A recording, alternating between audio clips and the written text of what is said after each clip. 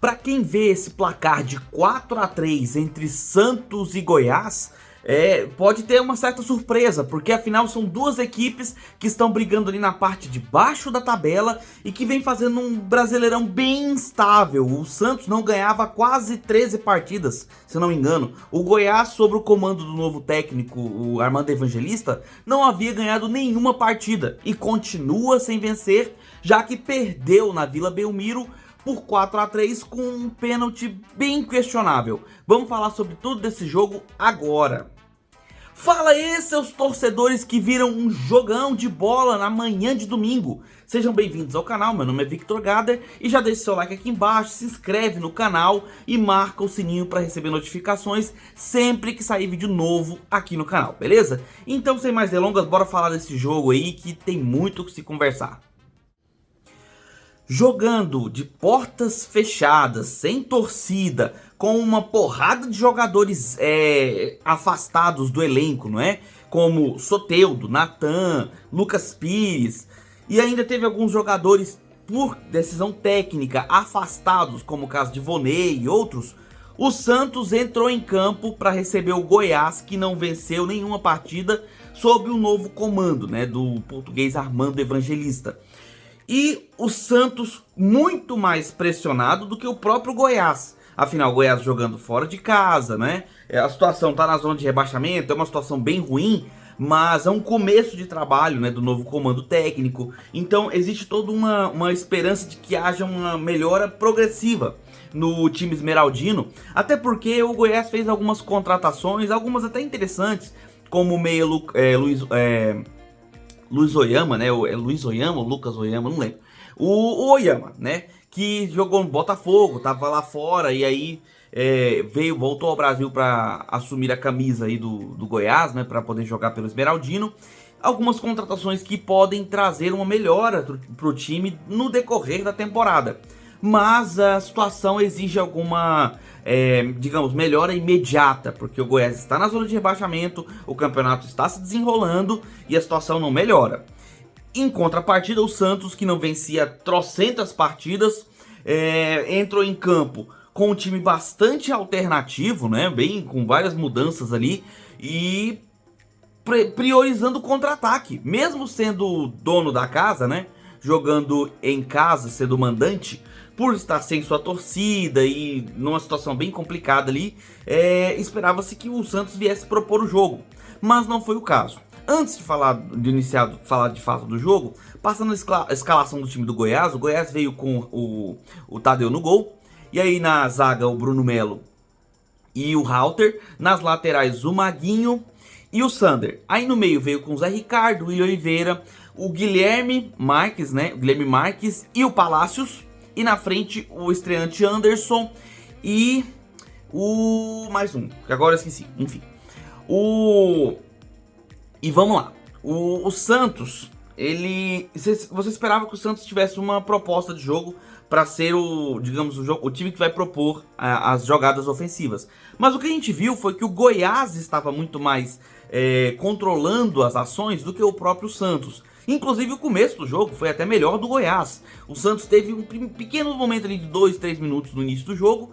E o Goiás depois conseguiu chegar ao ataque, né? Conseguiu inclusive levar perigo, né, nas jogadas que chegavam ao ataque, com algumas intervenções do João Paulo. Só que o Goiás mostrou o motivo de estar ali embaixo da tabela, por que está sofrendo no Campeonato Brasileiro, que é a sua dificuldade defensiva, até na saída de bola, né? Erro na saída de bola do Bruno Melo. Bruno Melo, detalhe, e falando da zaga e do time como um todo, a zaga é problemática, mas o Goiás também tem problemas no ataque, tá? Mas eu vou falar já. E aí a saída de bola, Bruno Melo tocou no meio, o jogador do Goiás não conseguiu o domínio, o Santos roubou a bola e encontrou ali, se não me engano foi até o Lucas Lima, que encontrou o Marcos Leonardo na área, que fintou o zagueiro e finalizou no cantinho do gol do Tadeu. E aí alguns torcedores do Goiás vão começar a criticar o Tadeu, porque foi no canto que ele tava, né, o gol.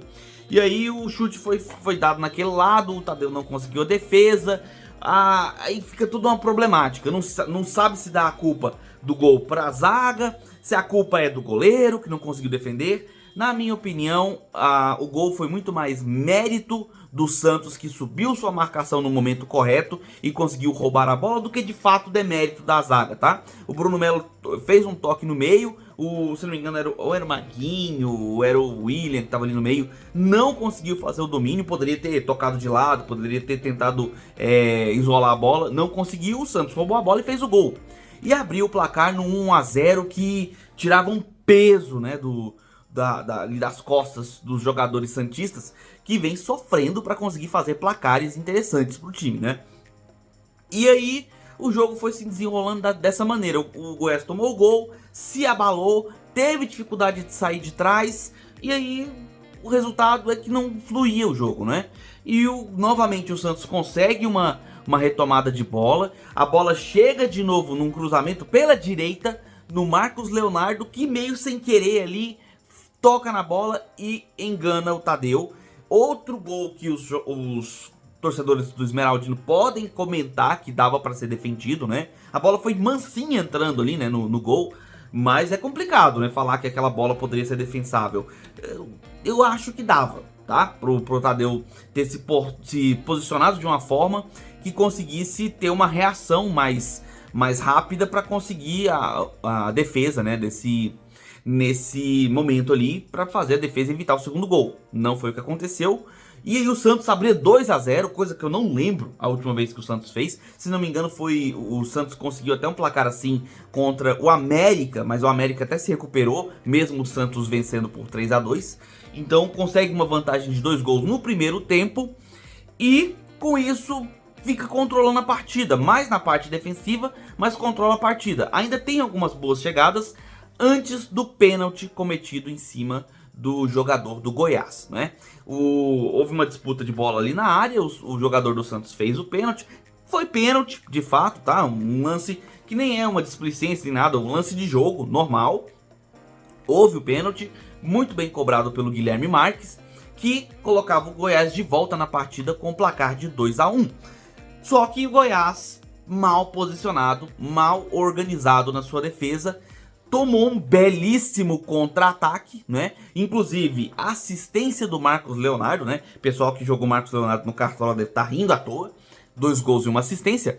Marcos Leonardo achou ali na frente o Mendonça, que deslocou o Tadeu num contra-ataque bem feito, bem articulado, fazendo 3 a 1 no primeiro tempo. Ou seja, dois times que estão muito embaixo na tabela, ali muito embaixo no seu momento, fazendo um belíssimo jogo às 11 da manhã de domingo, né? Um jogo muito movimentado, com boas jogadas e gols, né? Que é o que a gente gosta de ver. E foi assim pro intervalo, 3 a 1.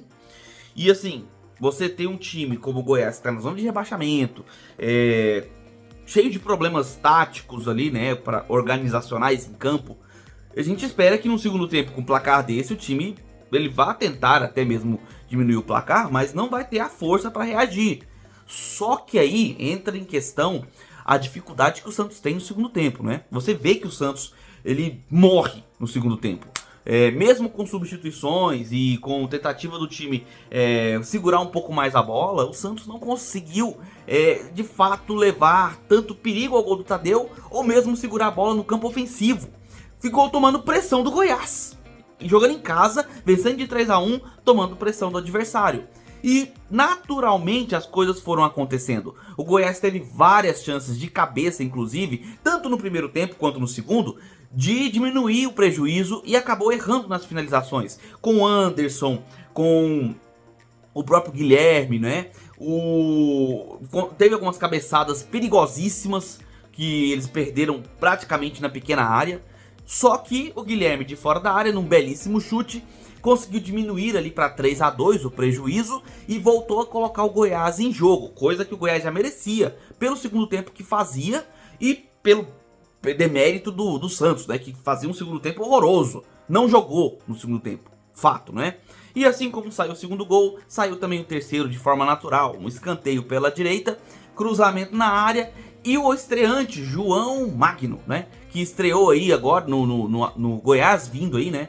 Das contratações mais recentes. Fez o gol que dava um empate 3 a 3, que seria o placar mais justo, tá? Porque o primeiro tempo foi do Santos e o segundo tempo do Goiás. Basicamente foi isso. Então um empate seria um resultado mais justo. E aí isso ia encaminhando-se, né, para esse resultado, até que a gente teve o lance, né, crucial, que agora eu vou conversar com vocês, que é o seguinte.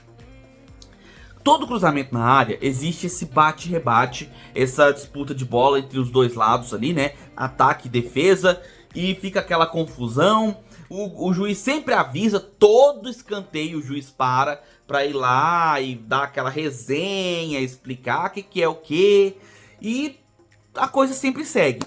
Só que aí o Bruno Arleu de Araújo, por algum motivo, acreditou que mais um desses lances de disputa de bola, né, de empurra, um daqueles seria pênalti.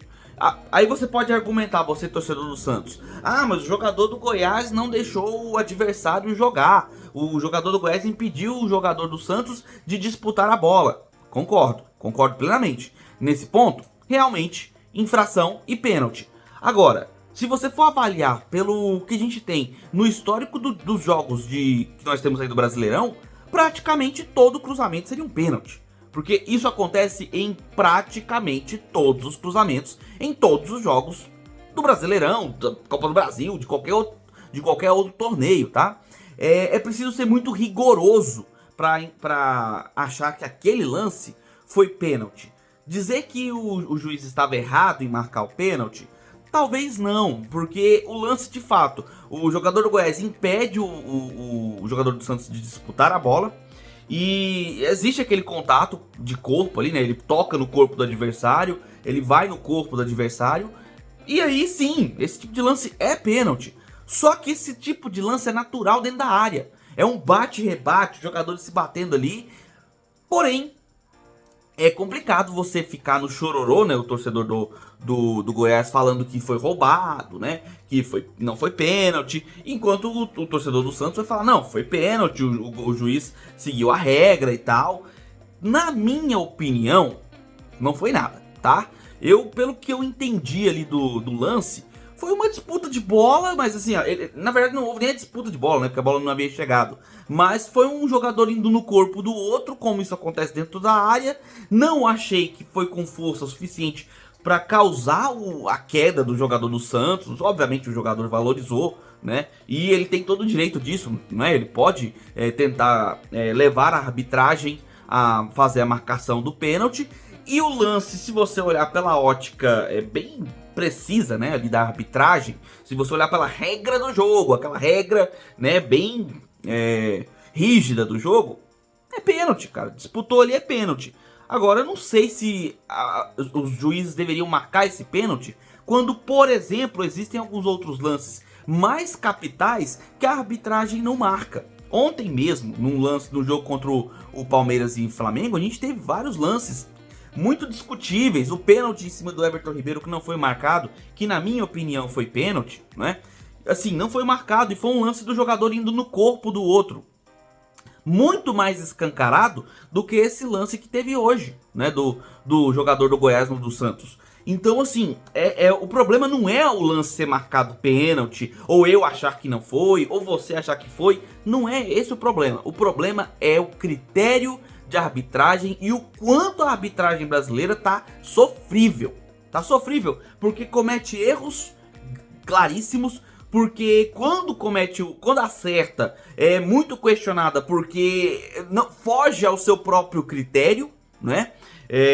Tem dificuldades de manter aquela marcação precisa do que é falta, o que não é falta, o que é pênalti, o que não é pênalti. Você tem um outro exemplo claro, quase que não saiu, no jogo entre América e Coritiba. O pênalti dado contra o América foi completamente, para você, torcedor do América, completamente roubado, tá? Porque o juiz não seguiu a própria regra do jogo. Ele não seguiu o critério, e aí no caso nem critério, tá? Desculpe ter falado a palavra, mas ele não seguiu a regra que tá estipulada na própria FIFA, ou seja lá onde for, que indica que a mão apoiada no chão não configura pênalti se a bola bater ali. E foi exatamente isso que aconteceu com a América.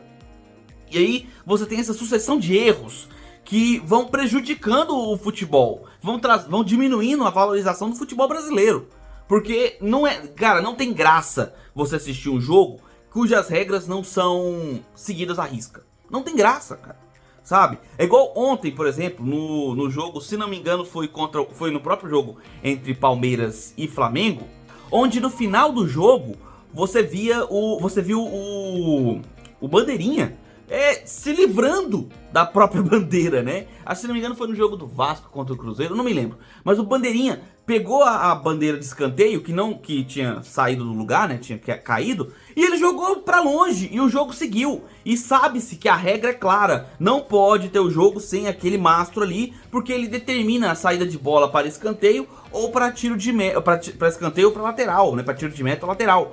Mesmo sendo o finalzinho do jogo, não pode, tem que ter o mastro ali. Então, são árbitros não seguindo a regra, para começo de conversa. Quando seguem, erram muito, falham bastante. E aí tem essa falta de critério, essa falta de assertividade nas marcações, que gera polêmicas como o jogo de hoje. Se o juiz seguisse um critério, se a arbitragem brasileira em geral seguisse um critério mais preciso, mais rígido, e a gente entendesse esse tipo de situação, ninguém questionaria o pênalti. Diria que foi pênalti e ponto final. Mas se a arbitragem é um pouco mais deixar o jogo seguir, não se preocupa tanto com contato, né? É uma arbitragem que deixa o jogo seguir com mais facilidade, ninguém iria achar correto esse pênalti, né? Marcado pelo Bruno Arleu. O pessoal ia criticar e com razão. Só que não tem critério. Então a gente não sabe se a arbitragem do Brasil é uma arbitragem que deixa o jogo seguir, ou se é uma arbitragem que tenta parar mais o jogo, que é uma arbitragem mais rígida, né? A gente não sabe para que lado a gente olha e fica essa discussão, essas polêmicas, e que só prejudica o futebol brasileiro. E aí fica a crítica à CBF, que fica vendo esse tipo de coisa e não toma nenhuma atitude.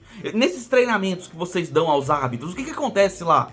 O que é passado para esses árbitros? Qual que é a pauta? Sabe? Como é que vocês orientam eles a agir em determinados lances polêmicos? Fica muito vago. E aí prejudica o futebol brasileiro. No fim das contas, o Santos vence por 4-3, já que converte o pênalti com o Mendonça.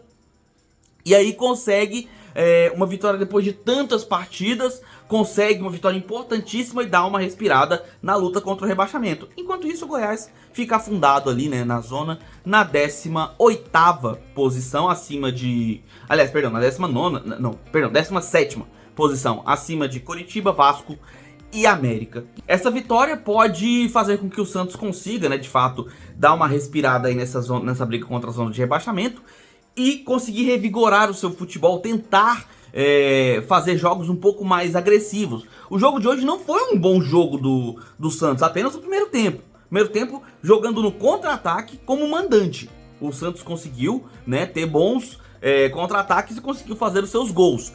Até mesmo aproveitando falhas do adversário, que é um mérito do time também. Mas precisa melhorar bastante para conseguir, de fato, fugir dessa luta contra a zona de rebaixamento e passar um pouco mais de confiança ao seu torcedor, que não está podendo assisti-lo no seu estádio.